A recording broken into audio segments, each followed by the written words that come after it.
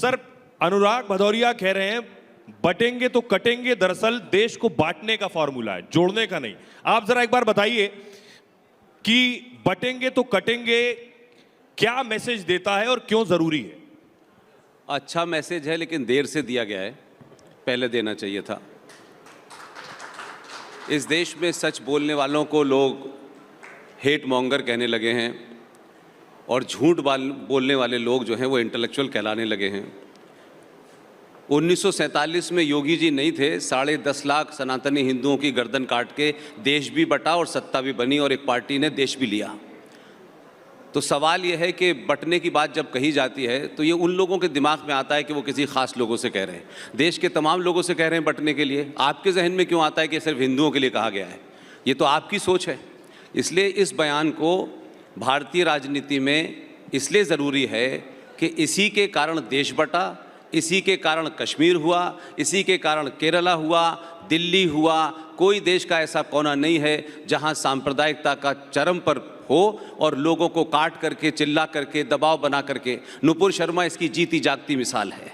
कोई बेटी सच बोले तो एक मजहब के लोग चौराहे चौराहे निकल करके खड़े होंगे और कहेंगे सर तन से जुदा हो जाएगा। उनके सिलसिले में लोग अपना सेकुलरिज्म लेके नहीं आते, उनके बारे में सवाल नहीं पूछते कि भाई ये क्या तरीका है कि अगर किसी ने कोई बात कही आप इंटेलेक्चुअली उसे काउंटर करें। आप तलवार के जोर पर किसी कन्हैया की गर्दन काट देंगे और इस देश के 80 से 90 करोड़ लोगों को डराने की कोशिश करेंगे। लेकिन भारत बदला है और कटेंगे बटेंगे, मैंने पहले ही कहा, ये बयान देर से आया है, अच्छा बयान है, ऐसे बयान आते रहने चाहिए। नहीं, सिर्फ 10 सेकंड का। इसके मतलब आप चाहते हैं कि देश के अंदर में हिंदू, मुस्लिम, सिख, ईसाई इनको सबको बांट दें? हिंदुस्तान संविधान से नहीं चलेगा।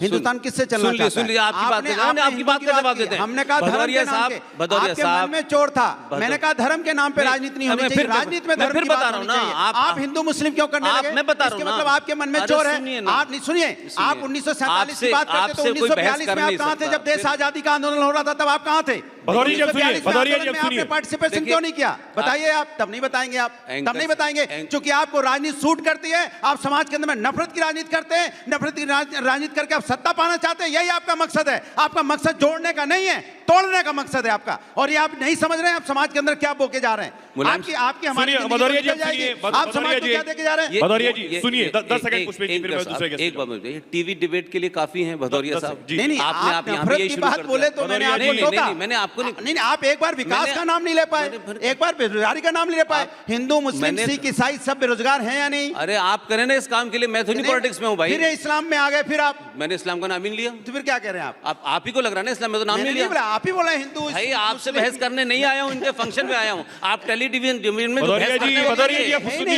नफरत की बात नहीं, आप मुझे मत बताइए क्या नफरत है।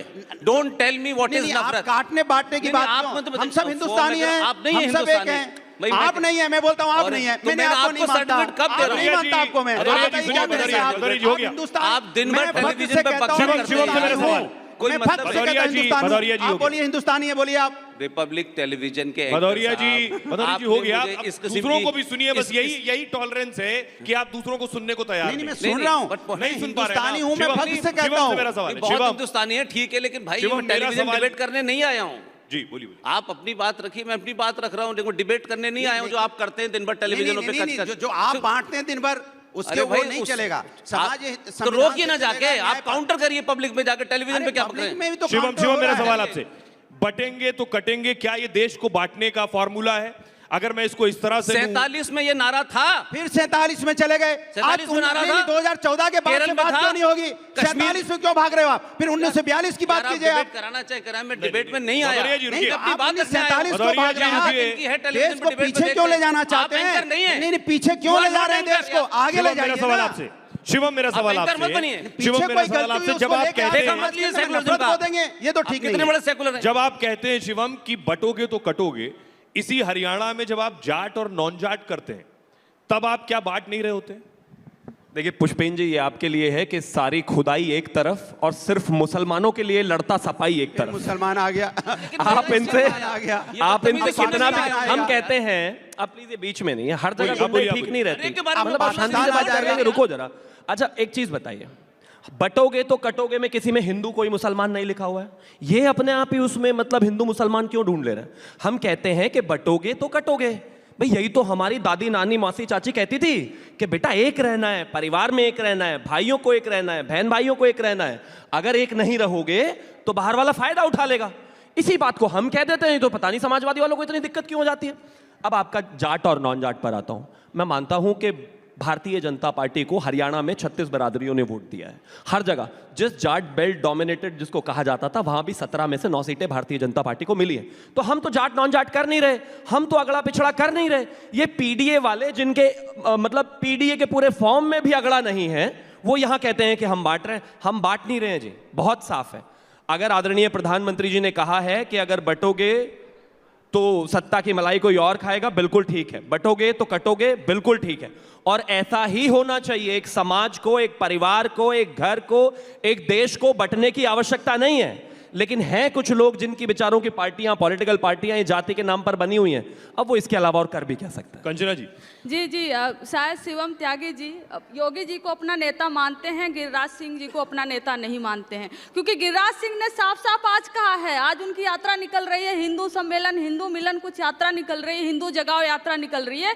उसमें साफ साफ उन्होंने कहा है कि बटोगे तो कटोगे मत। हिंदुओं के लिए मैसेज है कि हिंदुओं बटो नहीं। तो इसमें भी क्या बुराई है? आप शायद एक को अपना नेता मानते हैं, एक को नहीं मानते हैं। लेकिन आज हम जो घटनाएं देख रहे हैं, चाहे वो अभी चल रहा बहराइच का केस देख लें, उसमें जो हत्या हो रही है, जो मर्डर हो रहा है पुलिस के द्वारा, नॉर्मल लोगों के द्वारा, ये जो हत्या मर्डर हो रही है, हमें दिख रहा है ये अपराध एक नॉर्मल चलते फिरते हुए लोग कर रहे हैं। उनके अंदर ये चीज भरा हुआ है। लेकिन प्रेरित कहाँ से होते हैं? प्रेरित होते हैं गिरिराज सिंह जैसे लोगों से, योगी आदित्यनाथ जैसे लोगों से, जो यानी आप कह रही सरफराज ने राम गोपाल मिश्रा पर गोली चलाई, ये गिरिराज सिंह से प्रेरित था?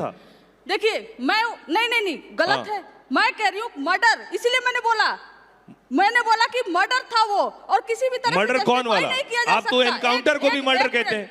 अखिलेश यादव उस पर सवाल उठा रहे हैं एनकाउंटर पर। मर्डर है वो, पुलिस द्वारा मर्डर है। आप कोई ना रूल एनकाउंटर मर्डर है आप कह रही हैं? कानून है, वो जो पुलिस वालों ने किया वो मर्डर है। सही सवाल है। अगर इनकाउंटर इस देश का सोल्यूशन होता तो आज उत्तर प्रदेश को स्वर्ग हो जाना चाहिए था, क्योंकि सबसे ज्यादा इनकाउंटर वहां हुए। एक के बाद एक इनकाउंटर हो रहा है, फिर भी हत्याएं हो रही है, फिर भी दंगा हो रहा है। क्यों? इनकाउंटर सोल्यूशन नहीं है। आप सोल्यूशन की तरफ बात करिए।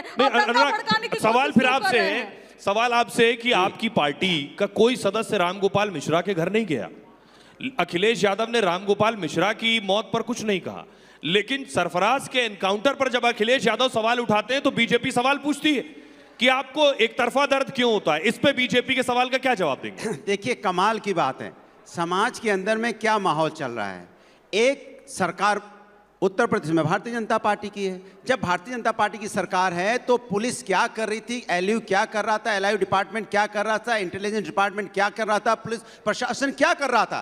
भाई आपने रेकी क्यों नहीं की? आपको पता है कि वहां से जुलूस निकलेगा, कोई अप्रिय घटना हो सकती है, तो आपने क्यों नहीं वैसे व्यवस्थाएं की? आपने पहले आपकी पुलिस की कमजोरी की वजह से, पुलिस की नाकामी की वजह से आज हमारे बीच में रामगोपाल मिश्रा नहीं है। इसकी जिम्मेदार कोई होगा तो प्रशासन को नहीं दिया जाएगा, एक बात। दूसरी बात, जब वहां पे इस तरह की घटना हुई, पहले तो इस तरह की घटना हुई, अगर पुलिस प्रशासन वहां मौजूद होता, 6 महीने पहले उसकी शादी हुई थी, मात्र 6 महीना पहले, और वो 21-22 साल का बच्चा है। वो ऐसा कौन व्यक्ति था जिसने उसको भड़काया, जिसने उसको उत्तेजित किया, उकसाया, जिसकी वजह से वो वहां छत पे चढ़ा? यह जिम्मेदारी भी किसी की होनी चाहिए। और जिन्होंने मारा उन्हें भी, उनके साथ भी कोई ऐसा नहीं कि बहुत ज्यादा उनके अंदर हम उनके सपोर्ट में, जो किसी को कोई छत पे चढ़ जाएगा, कोई मार देगा, ये भी किसी को अधिकार नहीं है कि कोई किसी पे गोली मार देगा। तो लेकिन तो फिर योगी के इंसाफ पर क्या कहेंगे? बात सुनो ना, योगी के इंसाफ पर क्या कहेंगे? योगी ने इंसाफ क्या किया? वहां पे दंगा करा दिया भाई।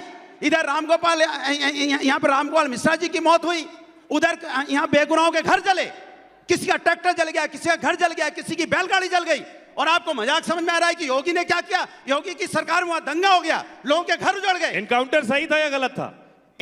सुनिए मजेदार बात, आप सुनिए, जब आप वहां पे गोली चली, जब गोली चली तो पुलिस अगर होती तो उसी समय पकड़ लिया जाता आरोपी। उस समय आरोपी को क्यों नहीं पकड़ा गया?